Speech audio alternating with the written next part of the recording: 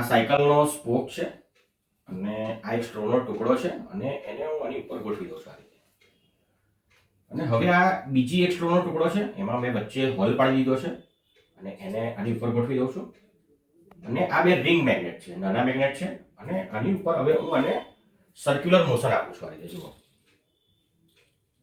અને આની ઉપર હું સર્ક્યુલર મોશન આપું છું. તો નીચેની સ્ટ્રો સરસ મજાની ગોળ ગોળ ફરે છે જુઓ. સરસ મજાનો એક રમકડો બની જાય છે. મારી પાસે એક સાયકલનો સ્પોક છે અને આ એક સ્ટ્રોનો કાપેલો ટુકડો છે, જેને હું આ સ્પોકની અંદર આ રીતે ગોઠવું છું.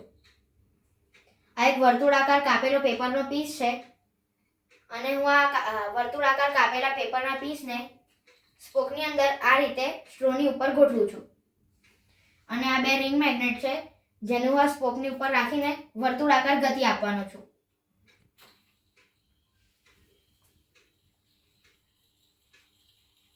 તો પેપરનો જે વર્તુળાકાર પીસ છે ગોળ ગોળ ફરે છે.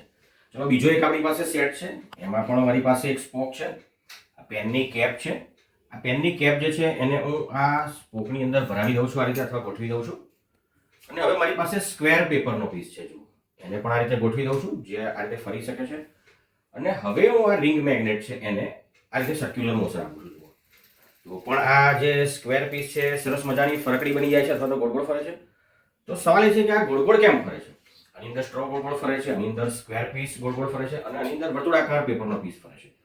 તો જ્યારે હું મેગ્નેટને આ સ્પોક ઉપર સર્ક્યુલર મોશન આપું છું, ત્યારે સ્પોકની અંદર વાઇબ્રેશન ક્રિએટ થાય છે, અને વાઇબ્રેશનના કારણે આ જે પેપરનો પીસ છે અથવા તો સ્ટ્રો છે એ ગોળ ગોળ ફરે છે.